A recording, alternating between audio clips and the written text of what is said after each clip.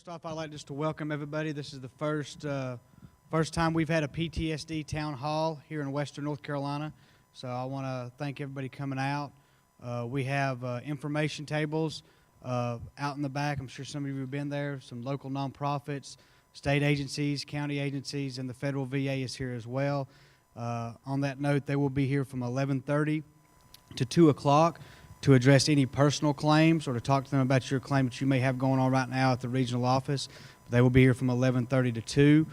We also have the vet center that is here on site to provide some counseling and needs and just for information. And they are parked on the bus, the big bus that says vet center on it, right out here outside. So we want to let y'all know about that.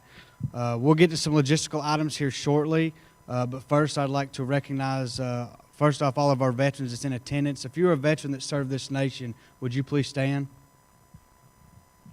Let's give everybody a round of applause.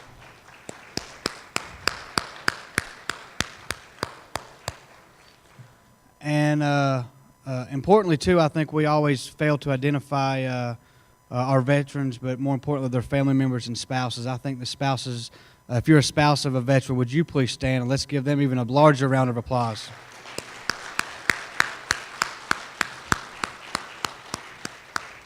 Thank you.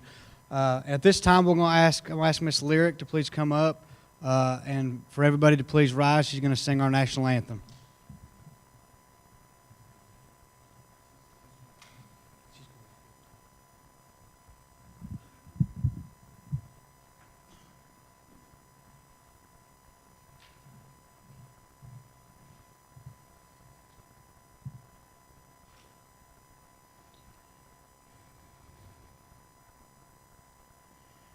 Oh, say, can you see by the dawn's early light what so proudly we hailed at the twilight's last gleaming, whose broad stripes and bright stars through the perilous fight, as the ramparts we watched were so gallantly streaming, and the rocket's red glare, the bombs bursting in air, gave proof through the night that our flag was still there. Oh, say, does that star-spangled banner yet wave o'er the land of the free and the home of the brave?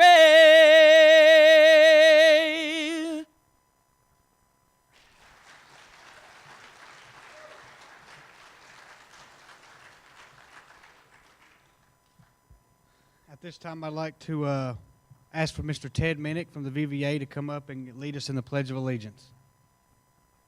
Ted's going to do the pledge.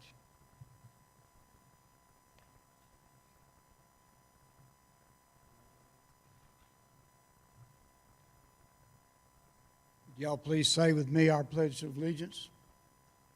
I pledge allegiance to the flag of the United States of America and to the republic for which it stands, one nation, under God, indivisible, with liberty and justice for all. Thank you. And remain standing is Mr. Larry Fowler, retired Air Force, Commander American Legion Post, and Service Officer for the American Legion, is going to give us an invocation.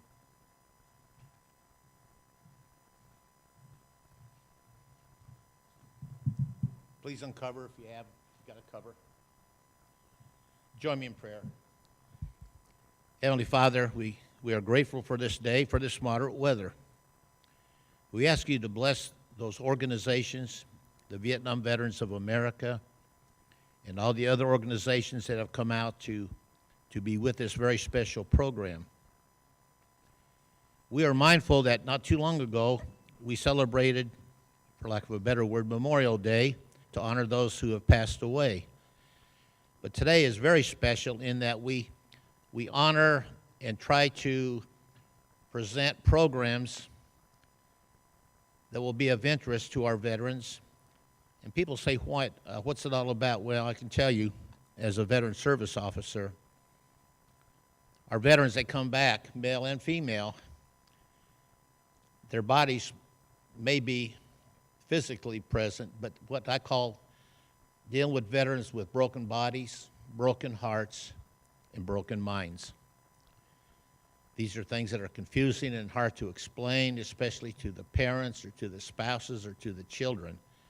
So today, Lord, I ask you to be with us as we get this very important information out to those who have these questions.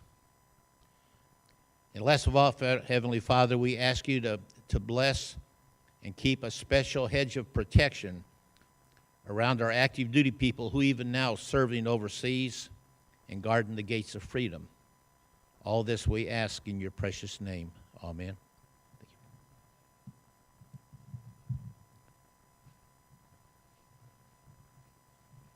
Y'all can be seated. We're going to watch a very short video right now, a welcome home video from 1985, I believe it was. So we're going to start with that video, and then we're going to go into the rest of the welcome, and then there's some logistical items, and then start out. So.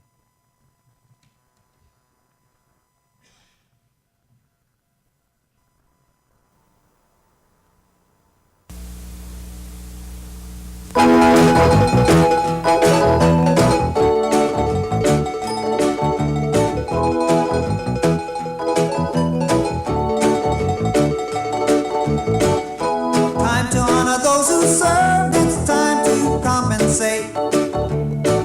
Been a long time coming, yeah, but you know it's not too late. The war is over, but the feeling still lives on. Time to honor those who wore the uniform by saying, welcome home, brother, welcome home. Welcome home, sister, welcome home. Welcome home, brother, welcome home. Welcome home, sister, welcome home. They fought the fight, they stood the test. They gave their all, they gave their best. They felt the terror and the pain. Let's welcome them home again. Welcome home. Welcome home. Welcome home. Welcome home. This is my graduation present for myself, actually. I've been involved with the Vietnam Vet Center in Oakland for approximately about... All right. That's an old video there, isn't it? I was a young child, I think, when that happened. I do want to make the note, though, that even though that was an older video and it was primarily talking about our Vietnam veterans, that Welcome Home is still something we should be doing for all of our veterans, particularly those coming back from Afghanistan now. And it's important that we do that. I always like to share the story, and some of you have heard me say it before, but I think we can't honor our Vietnam veterans enough. They've done some things for this nation that's been above and beyond what any other generation has done. And the story, and some of you may have heard it before, is when I was coming back from Iraq, I had a gunnery sergeant throw a DVD in my lap and say, "Hey, Wilson, watch this DVD. We got a long ways home. It's a long ways from Germany back to Maine." So I threw this DVD in and I started watching it. And it was a documentary on the Vietnam War. And it was from the time it started to the time the Vietnam War ended. And as a young man, I watched that video and I couldn't help but to think, man, how am I going to be treated when I get home? You know, past 2,000 now. This ought to be a little bit different. But you become very self-conscious. You become selfish in how you're going to be treated when you come home.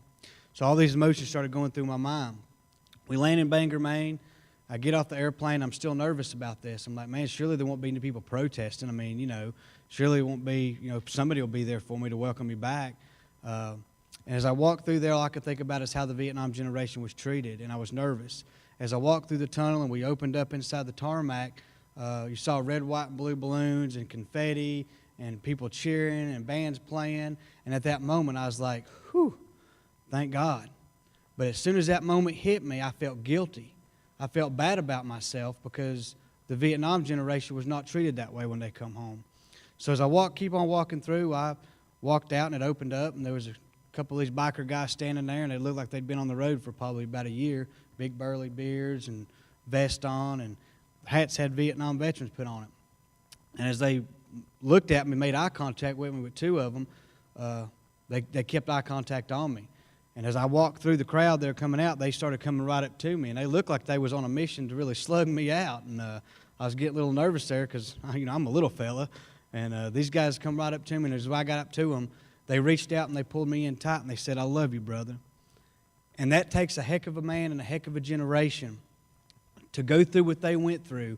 But the Vietnam generation was there for my generation when we come home. And they assured that my generation wasn't going to be treated and that we were welcome home the correct way.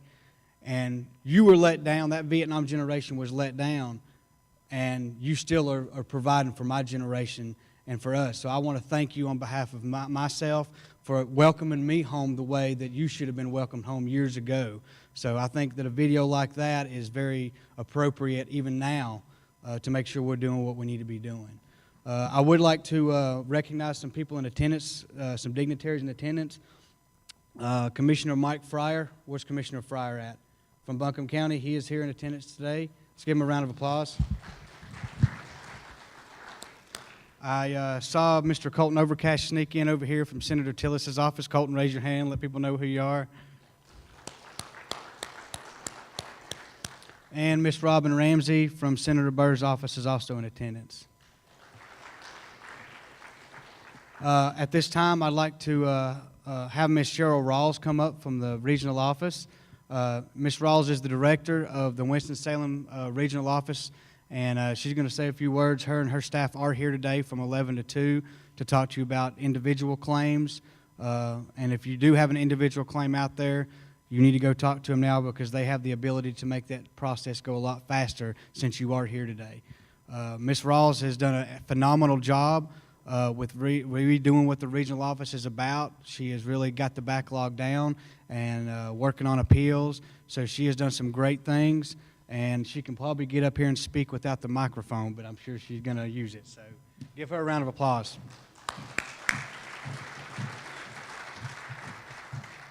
Good morning. How are you guys doing? This is a wonderful facility. So, as was mentioned, I will tell you I am the director of the Winston-Salem VA Regional Office. I'm an old airborne Army officer. I'm recovering from a little bit of a chest cold, so I probably will use the mic. But if it gets too loud, just tell me to back up. First of all, I want to thank you guys for putting on this event. I know that trying to figure out what the veteran population needs in this state requires us to do lots of grassroots. So what do we do at the Winston-Salem VA Regional Office? So we have responsibility for the entire state for claims processing and vocational rehabilitation and employment. I have with me today one of my senior division chiefs, Mr. Douglas Chapman. We've already talked to a number of you guys this morning, and we encourage you to stop by the table if you have a claim pending and you want to find out that status. We have a number of business cards. I always joke that my business card is probably up in somebody's bathroom, and that's fine, so you can get to me and get some help. How are we doing? Let's get down to how are we performing for you here in this state? Right now, I'm averaging about 90 days to get a claim processed. That's pretty much your first bite at the apple. As you guys know, you have the right to disagree with any decisions, but for the first bite, it's taken me about 90 days to get it done. I'm averaging about 86% quality for the whole claim and 96% quality when you talk about issues. And issues, we know that right now there are lots of things that are happening to our veterans, and they come back and they have more than one thing that we need to look at. 66% of my work is claims for increase, which makes sense because at one point I thought I was young, and then somebody told me I was old, and you know what happens when you get old. Oh, nobody's with me on that, right? You're all, okay, we'll leave that one alone. So you come in for increases. What's on the horizon that I want you to know about nationally? We just moved to what we call a national work queue, meaning that your claim may be done by any regional office within the United States, any of them. And why did we do that as an organization? Because we wanted to eliminate the disparity of claims processing timeliness throughout the nation. And so we know that it was not fair for us to have really good timeliness here and someone in another state to not have good timeliness and service. So we've tried to step up our game to make sure that we're taking care of all our veterans. Last year, your regional office touched and processed over 62,000 claims. That was an increase of 12,000 claims from 2015. We have over 740 employees, and I will tell you that 68% of them are veterans. And we are very, very proud that we have veterans taking care of veterans. From an agency's perspective, last year we did over 1.4 million, and so we're looking to continue to make the improvements necessary and needed for handling, honoring, and cherishing our veterans. So, you know I have the gift of gab. Wasn't on the agenda. I'm up here by myself. I'm going to tone it down. And I would like to say to all of my veterans, thank you for your service. To my family members, thank you for your service. To my Vietnam veterans, welcome home. And I also have Vietnam Veterans 50th commemoration pins if you have not received yours. So please stop by the table. Thank you very much, and I hope you have a great town hall.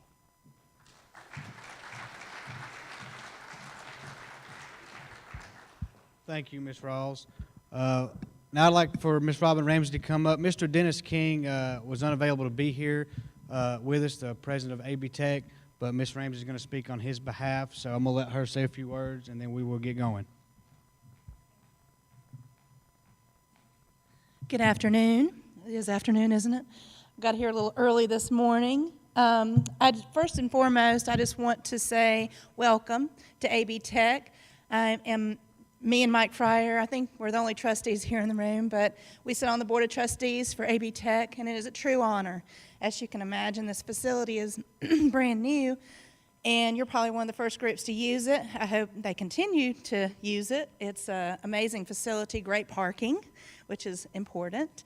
But in your packet, you guys received a little brochure about AB Tech. If you want to take a few minutes and read about that, we're more than just Asheville Buncombe Technical Community College. We have many different programs that you can get involved in, and I've taken a few classes here myself. I love it. I am an alum, I guess you could say. As my other hat, I am the Western Field Rep for Senator Richard Burr. Colton and I are out in the field representing the U.S. Senate. We're usually the last line of defense. We are the ones that you come to when you can't get help in any other area. The claims departments and the VSOs are amazing in this area, so we don't get a lot, but we do. We are here to help with anything that you need with the federal government, and I know that sounds weird that the federal government's here to help you, but we are. Senator Burr always has the veteran on his mind, and I know that I see it in his legislation, from cleaning up Camp Lejeune, and I hope I said that right. I always used to say Lejeune, but now it's Lejeune to me now that I'm official.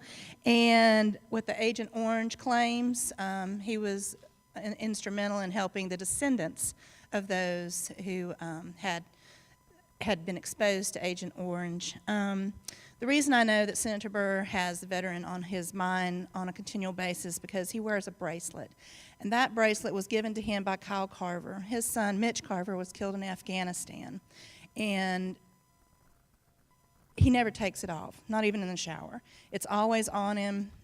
At first, I didn't know what it was, and then I looked at it, and it really touched my heart because Mitch was from Leicester, and he was a good friend. And Burr has always got you on his mind, and so do I. And I know Senator Tellis sits on, what committee is it? Armed Services, thank you, Armed Services. And we're here to help anytime you need us. Thank you so much, and thank you for your service. Thank you.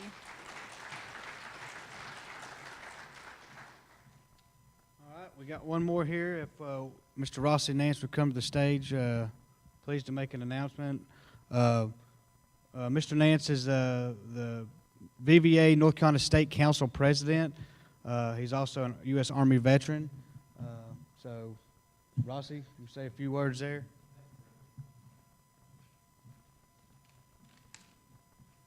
Wow. Thank you, Brandon. But before I get started, I am Rossi Ness, and I came up here from Wilmington last night. And the first thing when I got to, I stayed in Morganton, but I called Alan. Alan, stand up a moment. No, don't stand up. Come up here a moment, please. I asked Alan the question. I said, Alan, I'm used to wearing flip-flops with sand between my toes on the beach. I said, where's the beach up here? No, Alan, where's the beach? Yeah. Okay, so I got to go back to Wilmington. But about 4 months ago, Alan and I started talking about doing a PTSD meeting. Alan, you've done a tremendous job. I want to thank you, and that's for your brother, man. Thank you.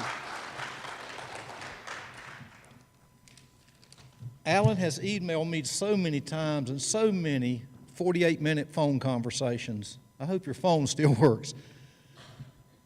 But saying all of that, I want to take a moment of your time. We, the Vietnam veterans, returned home from a war we fought and knew we had won. But as soon as we got home, we found out we were fighting another war, and we continue to fight that war today. Not only from the PTSD effects we had, but from the Agent Orange docs for our children and grandchildren. It's two wars, two fronts we're fighting. And if we don't continue this educational campaign that we're doing throughout the state, our children and grandchildren are going to go forgotten about. I ask when I speak to people, if your children go to their physician, MD, doctor, whatever it's called, make sure that doctor knows that your grandfather was a veteran. Because a lot of this PTSD, as you're going to hear from the people today, I say is generational and it's passed down. If you don't believe that, ask my wife, she'll tell you. Today marks the 9th educational meeting we've had in North Carolina. 2 were video teleconference televised out of Raleigh, Durham. They went out to the world, had many, many viewers. After today, we will go back to Charlotte. We will do a meeting there sometime in the mid-August. Later in the year, we will go to East Coast, location not yet determined, to do another one of these PTSD meetings. I want to say I welcome you today, and I think if you listen today, you will go home with benefits. I thank you. Thanks, Brandon.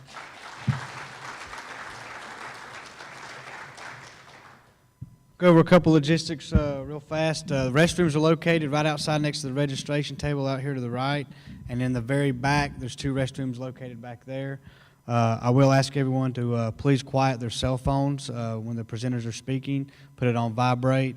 I am going on vacation next week, so if a phone rings, that means it's $10 toward my vacation fund, and Alan will be picking that money up. So actually, don't quiet your phones. Also, the vet center's out back once again. All the information booths, when we go to break, feel free to go out there, speak to them, talk to them. We also have the regional office again from 11 to 2, so make sure you get there from 11 to 2 to speak to them, to talk to them if you have an individual claim. With that being said, we're going to start with our first presenter, Mr. Raymond Scurfield. Please also write down any questions you may have during the speech. At the end of his presentation, we will have microphones to go around. You can ask him direct questions. And then, of course, at the end of the town hall, we're going to have a question and answer period for the entire panel of all the presenters. So with that, Mr. Scurfield, he is a DSW. He's a U.S. Army veteran, 1968. He is a psychiatric social worker who spent 25 years in with the VA mental health. He is the founding director of the VA National Center for PTSD in Honolulu. He is a professor emeritus from the University of Southern Miss. He has written 6 books on trauma, and he is a nationally recognized PTSD expert. He currently has a private practice in Gulfport, Mississippi, and does consult with the Biloxi Vet Center. So let's give Mr. Raymond Scurfield a round of applause.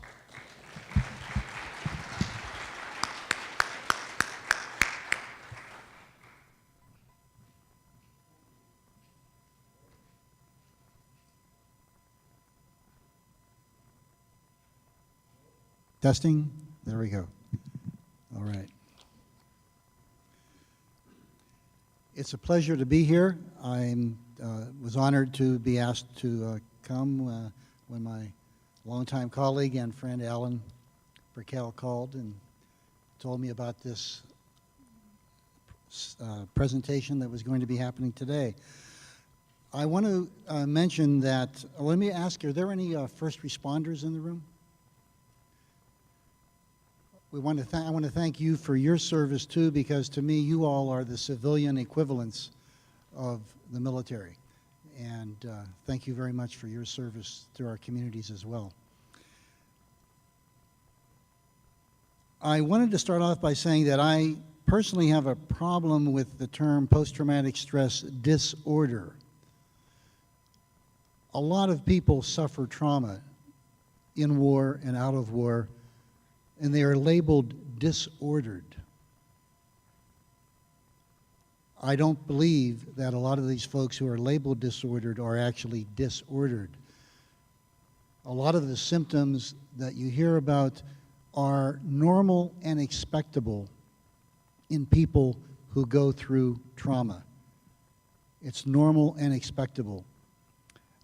Viktor Frankl, Jewish psychiatrist, concentration camp survivor, wrote that an abnormal reaction to an abnormal situation is normal behavior. An abnormal reaction to an abnormal situation is normal behavior. You don't go through a trauma and come out the other side of it looking exactly like the person who went in. That would be abnormal. That would be abnormal. Unfortunately, the Department of Veterans Affairs requires a veteran to be labeled as psychiatrically disordered in order to get any kind of compensation for mental health issues that one has from having served their country. To me, that's double jeopardy, labeling someone as disordered on top of what they have gone through. So, and again, it doesn't just apply to veterans. Also, there's quite a range of severity of post-traumatic reactions. There are people who have suffered terribly and somehow they're able to compartmentalize and put these experiences and the issues somewhere over here, and they're able to move along with their lives. It doesn't mean that they're carefree and everything is great. However, they are able to compartmentalize and move on. Other people can compartmentalize for time, for periods of time, and then stuff will come rushing in.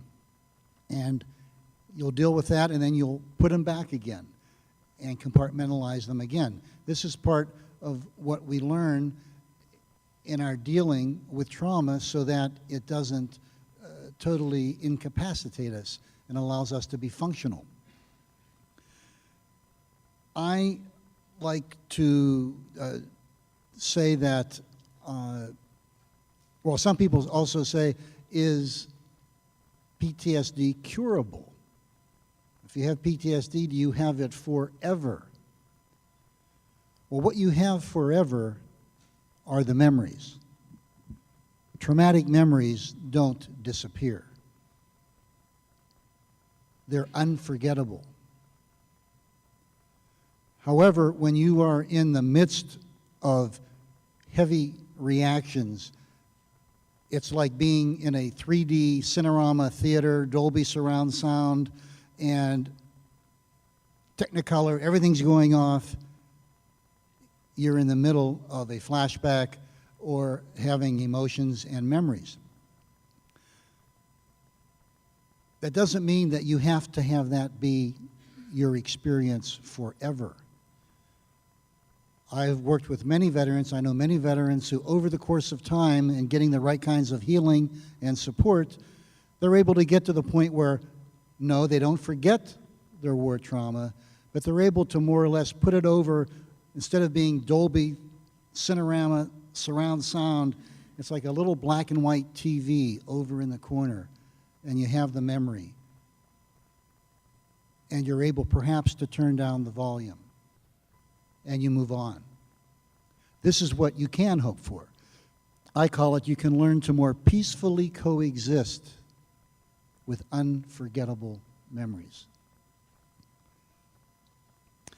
What I'm going to talk about next is in one of your handouts, in your folder. Rather than having any kind of PowerPoint, I have the handouts for you all, and it's called Myths and Realities, War and Other Trauma. And so these are in there if you want to look through it while I'm talking, or know that you can go back to it afterwards. So, and, excuse me, this thing keeps falling here. Here we go.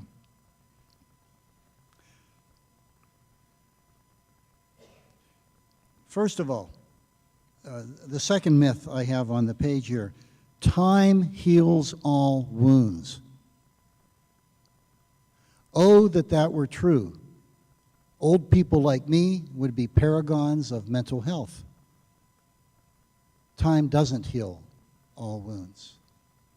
However, initially, the wounds tend to be more like the blade of a knife, the sharp edge of a knife, and they can be cutting and piercing. Over time, there can be a muting of that pain, and it can recede and not be so sharp and so piercing. And that can happen over time. And you don't forget, because again, memories, trauma memories are unforgettable. Also, as I mentioned here, the reality, long-term follow-up studies of World War II, Korea, and Vietnam veterans indicate that psychiatric symptoms do not necessarily disappear over time. In a significant subgroup, the symptoms become worse, exacerbated by the aging process. In other words, as we get older, there's a greater likelihood of exposure to deaths of significant others. And when you're exposed to deaths of significant others, that can trigger losses that perhaps occurred during the war or at other times. We have age-related losses of jobs, of careers, health. Our health starts deteriorating. We can't do things the way we used to. Finally, an increased realization of one's mortality, that the end is coming and it's closer than it's ever been before. All of these dynamics can bring back and exacerbate earlier trauma. For example, when I was director of the National Center for PTSD in Honolulu back in the 90s, we had a World War II veteran, Ben, come in at age 71 for the first time for treatment for PTSD at age 71. Another myth.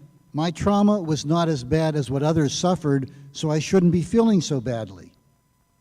Or I should feel guilty I was spared what others suffered. The reality, comparing your trauma with anyone else's trauma is a no-win proposition. Your trauma is your trauma. You must be willing to face the truth about how your trauma has impacted on you, no matter how it compares to anybody else's, or it will always have a hold on you. And you can have empathy or care for others without having to put yourself down by denying the impact of your own trauma. Another myth, I must have been bad or I somehow deserved what happened to me. The reality, bad things can happen to good people and through no fault of your own. However, most survivors do not accept that trauma happens randomly. We tend to blame somebody that the trauma occurred. And we blame someone for the suffering that then happens. We might blame ourselves. We blame others who were there at the scene. We blame the military. We blame the federal government. And some people blame God. How could God allow something like this to happen? Another myth, I can never trust myself or anyone again. I didn't react very well, or my judgment was bad during the war, or I wasn't perfect and bad things happened. So I've learned that the environment is dangerous, and so I need to isolate and be constantly wary and careful of my surroundings. How many vets besides me, when you go into a place, you sit with your back to a wall and don't have it towards the door? Of course. Of course. We learned the environment can be dangerous. So, but you need to isolate and so forth. Well, the reality, trust in yourself and trust in others is not an all or nothing proposition. We have to learn to develop appropriate degrees of trust, and that does involve risk. Yet some risk is essential for fulfilling life. Otherwise, you can't go out of your house. On the next page, a myth, the second myth, I did okay during the trauma and for a while afterwards. So I shouldn't be having all of these negative feelings and reactions now. The reality, people seldom break down in the middle of an emergency. It doesn't happen then. Almost never. When does it happen? After the emergency is over and it's hours later and you're back at your base camp, or days later, or you suck it up and the military culture, first responder culture, suck it up, soldier on. You stuff it. You do what you got to do to get through, because if you don't, you're going to be a danger to everyone around you and to yourself. You suck it up and you get through it, and you detach and you numb and you deny. That's how people survive the unspeakable. However, you do that long enough, you become expert at that. When I see veterans 15, 20 years, 30, 40 years after they've been in the military and they have PTSD, I'll say, you must be experts at detachment, denial, numbing, isolation, avoidance. That's how you've gotten this far. But the problem is, those very productive coping mechanisms have become so severe that they're now problems because they're so severe. And you have to learn how to then start letting those go to some degree. by the way, the acute psychiatric casualty rate, in other words, the number of military personnel who suffer psychiatric casualties during war, is always much less than the psychiatric casualty rate after war. Because, as I said earlier, you do what you have to do to get through. It's only later that most people who are going to have severe difficulties have them. And so the issues we're seeing, for example, with OEF and OIF veterans, we're just seeing the tip of the iceberg, guaranteed. As the years increase, more and more will then start. Well, Chaim Schatten was a psychoanalyst many years ago working with vets, called these freeze-dried memories. And he said, one day that defrosts. And when that defrosts, everything comes back as if it's today or yesterday.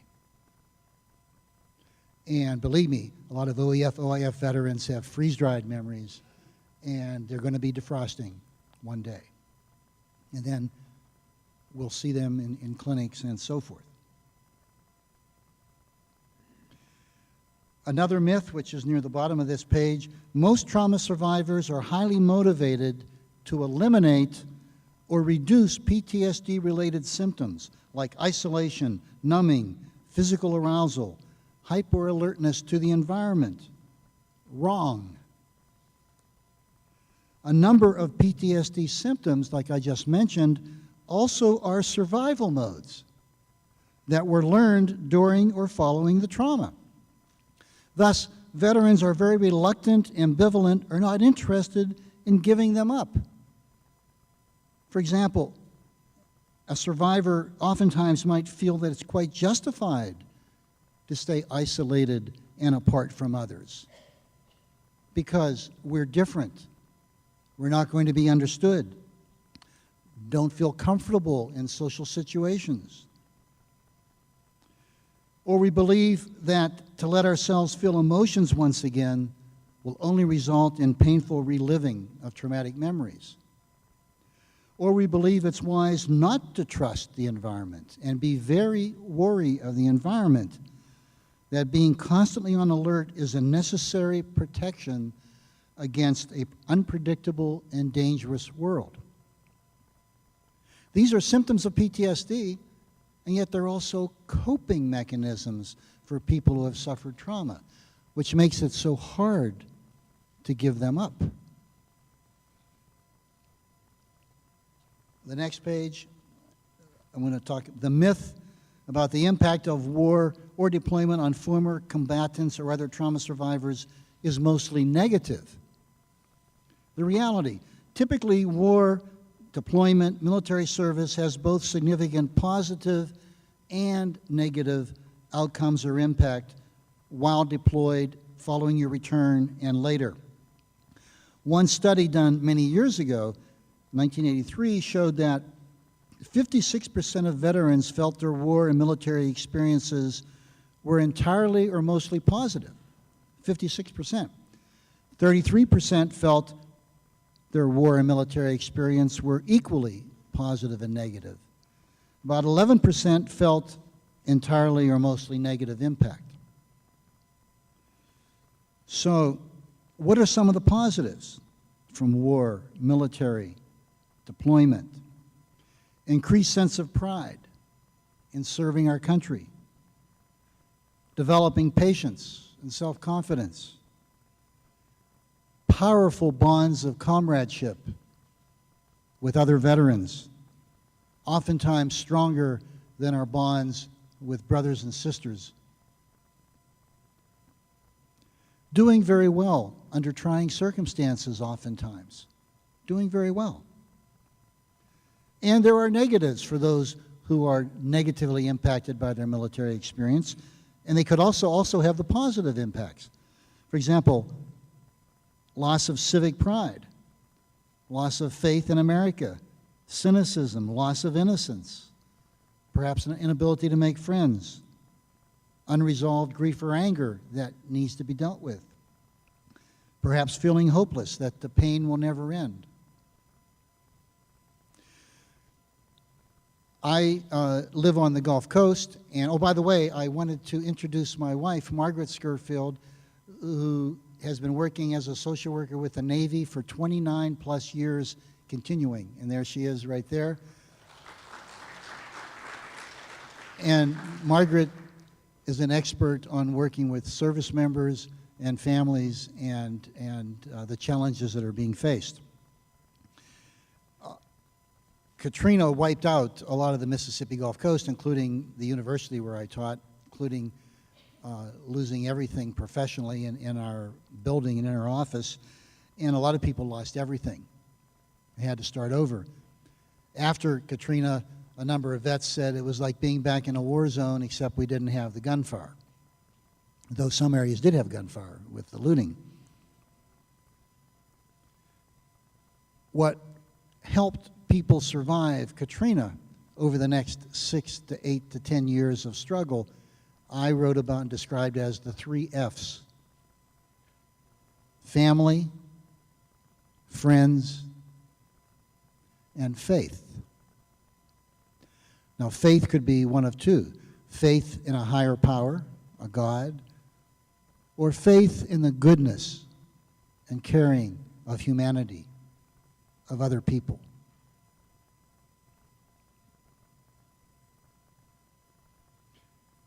Okay, oh, by the way, I wanted to mention that all of the speakers today, we're all going to be available afterwards.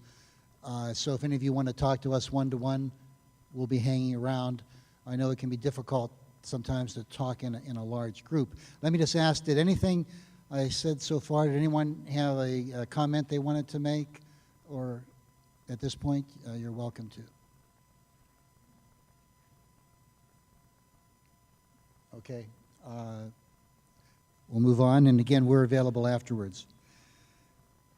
Because there are both negatives, and this is the next part of the handout, because there are both negatives and positives from the war, deployment, military, I have found that helping veterans understand both sides of that coin are really critical. And that for every negative aspect that is experienced, there can be a positive side. For example, a negative aspect, I'm in deep and unrelenting pain. I believe I'm weak or sick because I repeatedly remember troubling and horrible things that happened, and I can't forget. Well, there's a positive aspect. It can be a sign of health not to forget what happened, about what happened, because after every war, you may have noticed, our nation develops collective amnesia about the impact of war. There was no excuse when OIF started that we didn't have extra personnel and supplies on hand in all levels of the healthcare and mental health systems, because we were going to get a wave of casualties, physical and mental health-wise. No, there had to be long delays, waiting lists, overwhelmed facilities before slowly there was an increase in necessary resources. After every war, this happens. And we're not ready when the next one happens. Collective amnesia.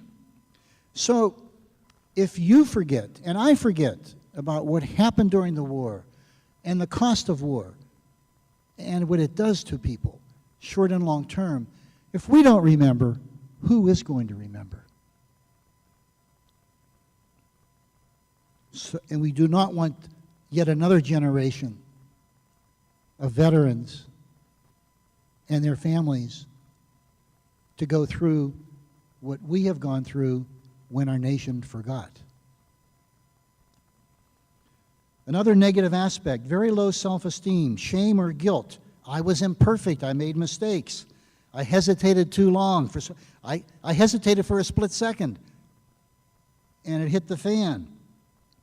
Versus the positive aspect. The more a trauma survivor of any type tells me how horrific their trauma was, the more they tell me how horrific it was and how horrific the pain is, I tell them, the more you are telling me and you how strong and courageous you are.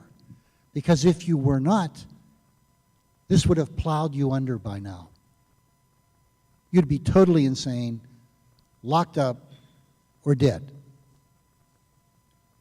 with what you've gone through. Unless you have an incredible reserve of courage, power, and strength. You wouldn't have survived otherwise. Another negative aspect, accepting total or exaggerated responsibility for trauma that's occurred in the war. I can't tell you the number of times I work with veterans. I'm 100% responsible that Joe got blown up, or that this happened, or that happened.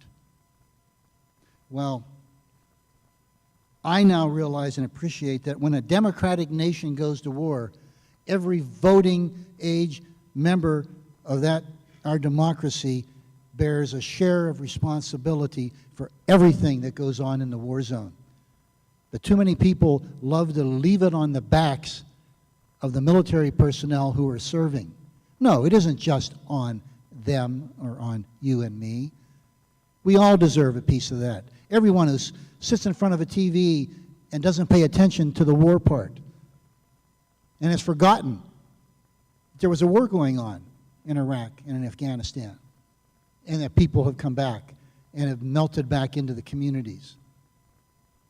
This responsibility is on everyone, and those who voted to go to war and those who supported war. They all bear a piece of the responsibility, but mostly it's left on the shoulders of military personnel, veterans, and their families to deal with.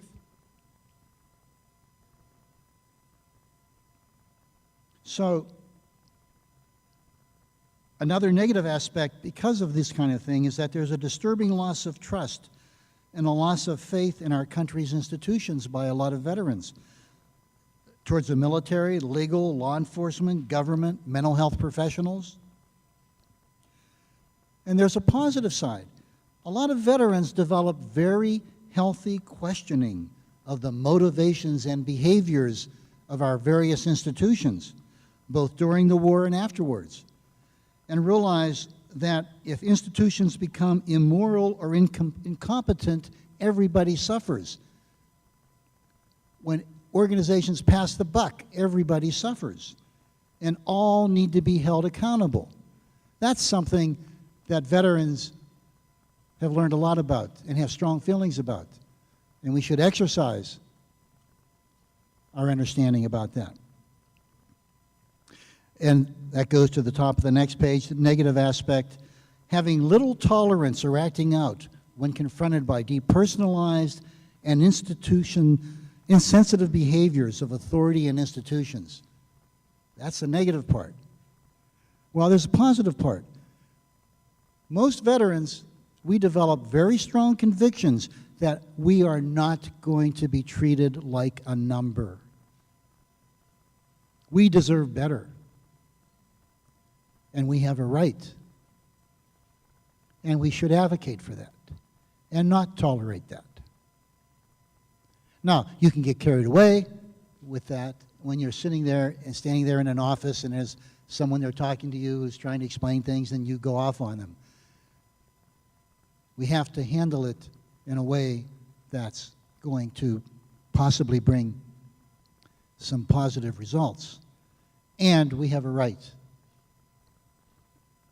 to those convictions.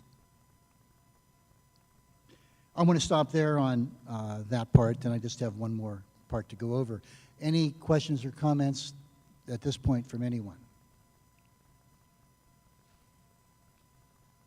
Okay. By the way, a lot of those things are in the book I've written called War Trauma, Lessons Unlearned from Vietnam to Iraq, which was the third book I wrote in a Vietnam trilogy.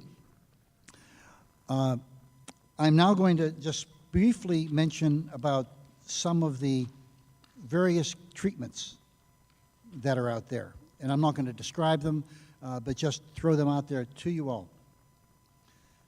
And the VA has put a major emphasis on CPT and PE.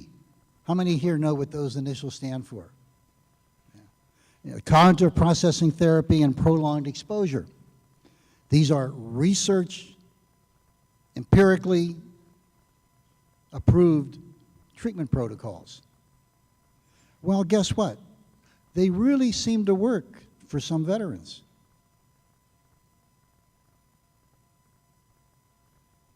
A lot of veterans have no interest in going into cognitive processing therapy or prolonged exposure therapy. A lot of veterans enter these protocols and they can't complete them because the exposure elements to the war trauma is so provocative. They don't complete it, or they get through it and they're not improved. No one treatment works for everybody. I believe that we have become way too influenced by what's called evidence-based treatments. And so if the treatment doesn't have all this great research supporting it, then you don't provide it. Well, there's a lot of healing strategies out there that unfortunately governmental agencies don't necessarily support or do much to offer and have available to people. I want to have a variety of options available so that people can pick and choose and find one that works for them.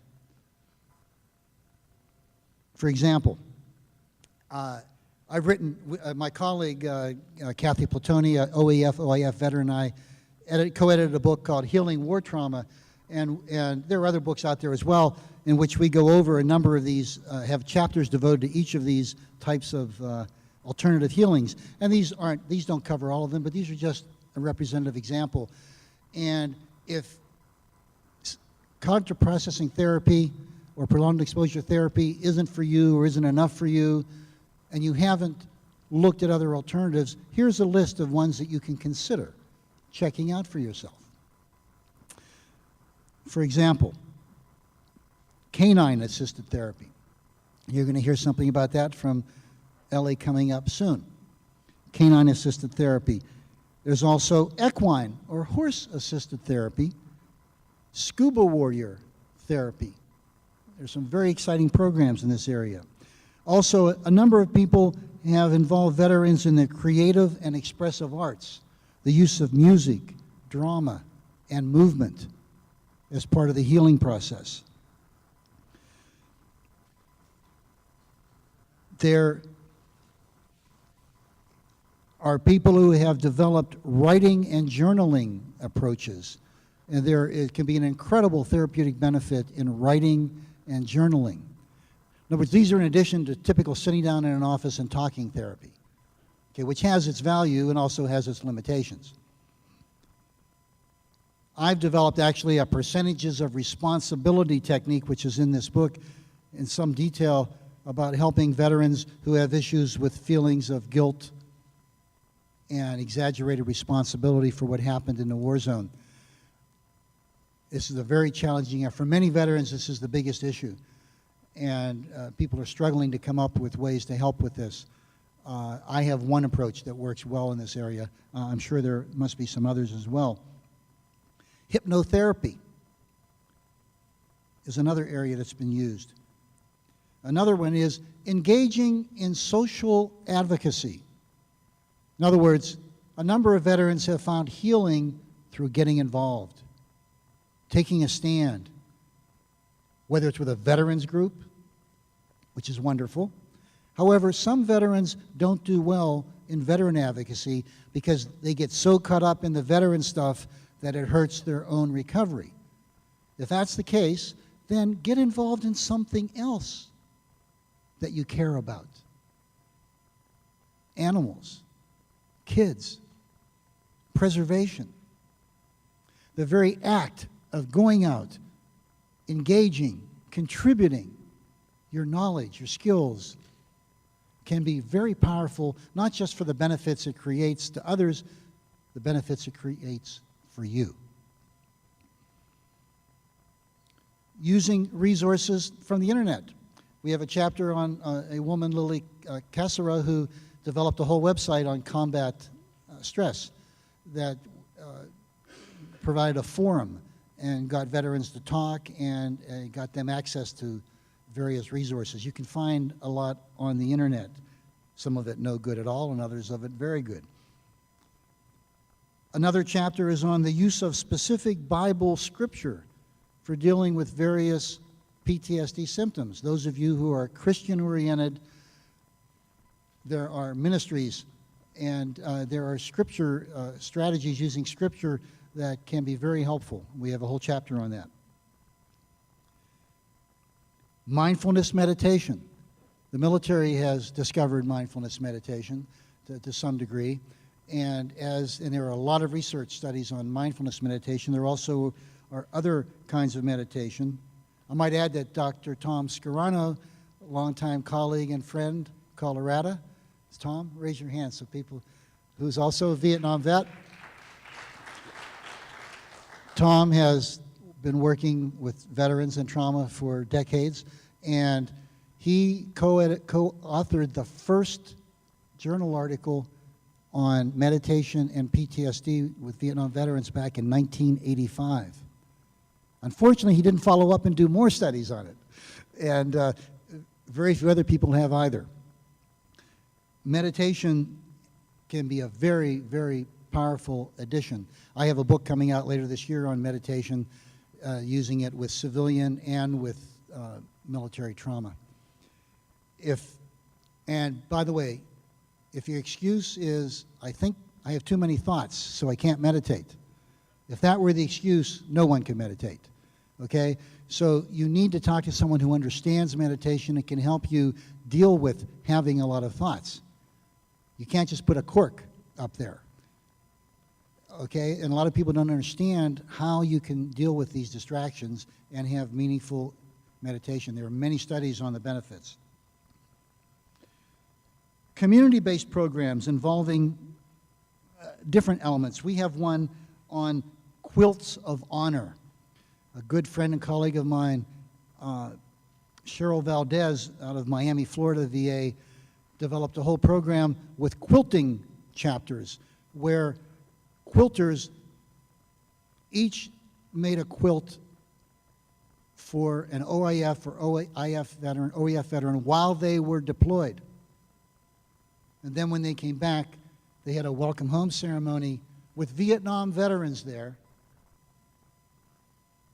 and the OEF veterans and the quilters and the quilts that were made specially for each of these veterans. I was given such a quilt, and it is a very powerful, powerful medium. Cheryl said, it takes a village to heal a veteran, and it takes the veteran to teach the village how. It takes a village to heal a veteran. It takes a veteran to teach the village how. We all have to be involved in helping our communities, our villages, teaching them what it is that veterans need, what it is that we deserve, what it is that resonates with us. I am going to close with two. Oh, and by the way, there's also another chapter by the late John Wilson, psychologist, did a lot of work in PTSD, and he has an incredible chapter on going through Native American healing rituals, sweat lodge ceremonies, run by authentic American Indian healers. And you will get a first-hand account of that I have never seen anywhere else. It's very powerful.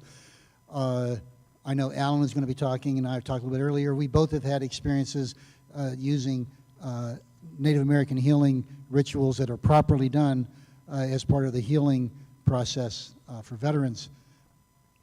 In that regard, there are American Indian tribes that are more agrarian tribes. There are American Indian tribes that are warrior tribes. And when I worked in the Northwest and directed the American Lake VA PTSD program, we worked with a lot of American Indian tribes, and there were a lot of powwows that went on. Now, how many of you have ever been to a powwow? Now, I don't know about the powwows you have gone to, but a lot of the thinking about powwows is strictly you go there and you basically party. You got, you know, booths and food and handicrafts. Well, yes, you have that. But I went to one in particular in the Northwest where, like all the powwows that I attended in the Northwest, there was always a warrior recognition ceremony as part of the powwow. And it came to the middle of the afternoon, and I was told, hey, they're having the warrior recognition ceremony at 2 o'clock, and we go over there, and we file into this big field arena where I guess they have rodeos and stuff, and seats going up all around, huge. The floor of it was probably twice as big as this floor. And then they brought out chanting and drummers, and they started chanting and drumming. And they said, we want the veterans to come down to the floor here. And all the vets got up, and I sat there because I'm not an American Indian. And American Indian brothers said, Ray, you got to come with us. This is for all veterans. And we go down there, and we're in a big circle, and they're going around, and I'm this very uptight white guy with all these Native Americans who are getting into the chanting and the drumming, and I finally start getting into it, and I look up. We are surrounded, packed field house, full of babies, little kids, school-age kids, teenagers, young adults, families, middle-aged people, elders, completely surrounding us in this field house and honoring their veterans. I have never had a higher experience. I also felt so very sad that most of our American communities have not developed this recognition. Not just thank you for your service, which is important, but going beyond that and having it ingrained in the culture. I hope you all have had or will have a true community-sanctioned recognition and welcome, and not just one time, but many times. Thank you very much. Appreciate it.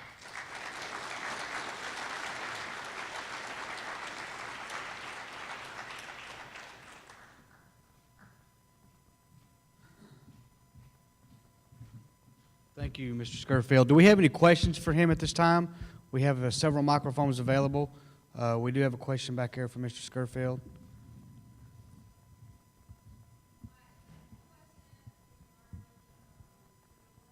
And any work you've done in the area of spousal support. I think one of the saddest things I've ever seen is the high percentage of divorce and separation among veterans and their spouses and girlfriends, and the difficulty that others of us that have not had war experiences have in understanding PTSD. The Asheville VA has done a great job with having marriage retreats and some groups for women at times, but they're always short-term. There's no ongoing supports for women through the VA that are not veterans. So I was just wondering if you had any program models regarding supports for family members around guys that have, and women that have PTSD. So I understand. Bottom line, what about the families? And what about longer-term support and that, so forth? Ellie, our third speaker, is actually, this is her, what she's going to be talking about. So let me just defer that to Ellie at that time, and if you feel that you didn't get a response, then we can go on from there. Actually, there's a handout in there that's from my book, War Trauma, on do's and don'ts with your veteran partner, which covers a number of those areas. Yes, I do want to make one point, and that is that the VA focuses on veterans. It does almost nothing for family members. And that's a very political issue. Quite frankly, I know a number of service organizations and others do not want that to happen because they're worried that the funding, essentially then the limited funding is going to get split up then, and veterans will have even less services because it's going to then be going off, if you will, to non-veterans. And there's a big issue there. And the vet centers now will see family members much more than the medical centers will. And I know you have vet centers in the area, and a mobile vet center. I believe there's a vet center here today. Aren't there people here? Yes. So family members can be seen without the limitations that are at medical centers, can be seen at vet centers. So that is one source that is available. And by the way, yes, PTSD is a family condition. It is not an individual condition. It is a family condition. Thank you very much for your question. And comment? No question.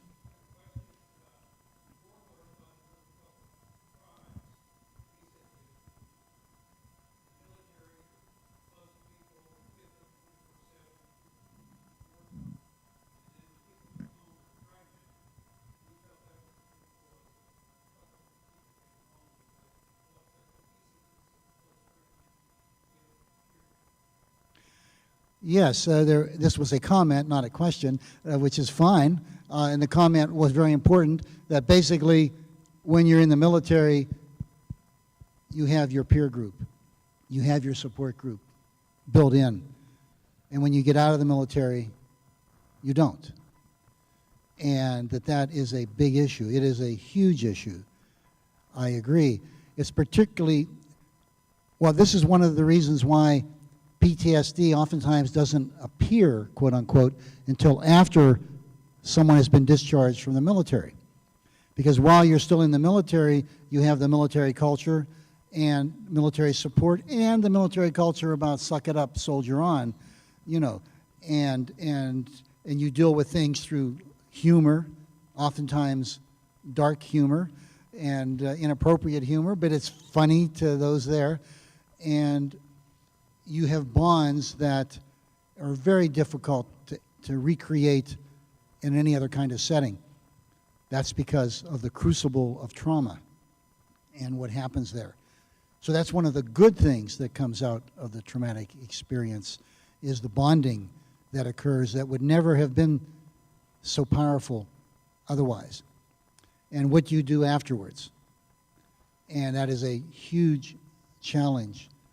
I also have a family member, by the way, who said very eloquently, which is another piece of all this, my husband doesn't have a mission anymore. The military is a mission-driven culture. And here I am, I'm out of the military. I have no mission. You know, what are my orders? Let me carry them out. A lot of veterans feel lost, aimless, disorganized, outside of the structure. They got pissed off at the structure, they complained about the structure, it was a pain in the butt oftentimes, and it was a structure that held people together, gave you direction and purpose. Is that true, folks? Yeah. So that is one of the missions that we all have for those discharged, helping people come up with new missions. Essential. Couple more questions. Well, if you have a story, where's me the, is that working? Yeah. Okay. That I'd like to share real quick. My grandfather was a Korean War veteran, and I had two uncles who served in Vietnam. One of my uncles did 2 tours in Vietnam, combat tours. He was an Army Ranger. But after his tour, he went into construction, very successful, worked hard, beautiful family, 4 kids, loving wife, and then something happened to that relationship, and they were no longer together, and my uncle became a homeless veteran, and he became addicted to drugs. And I was on active duty at the time, and I wasn't aware of what he was really going through, because these things that happened were kind of like just stories that I'd heard. I did 30 years myself. But I share this with you because I became more aware that sometimes those wounds, they seem invisible, and then something happens in your life that's unexpected, and he became a homeless veteran. And that's when I became even more involved, working not just with my active duty Marines and sailors, but reaching out to veterans, because I didn't realize what they were going through. And of course, as we know, history repeats itself, sadly, in so many ways, and I have my own experiences. And thankfully, my uncle's doing a lot better. He's been doing well for about the last 10 years. We found him, and he's a wartime veteran, so he's receiving a pension and he's getting the services that he needs. But I thought that was just an extraordinary story, because you never would have thought anything was wrong or that his life was going to be fine until his wife decided that she was not going to live with the PTSD. Thank you for sharing that. That's wonderful. That reminds me of one more point. Then we need to move on with our speakers, and then we can have more questions afterwards. There's a myth that PTSD vets are extremely dangerous to other people, and that's the big issue. No. Most people with PTSD walk around like this, doing everything they can to stay in control. To stay in control. And if they're a threat to anyone, typically it's to themselves. Now, there are, of course, a number who do have issues in families and with abuse and so forth, just like there are other people that have those issues as well. However, the vast majority, the greatest danger is to themselves. Thank you. More questions? We have one right here.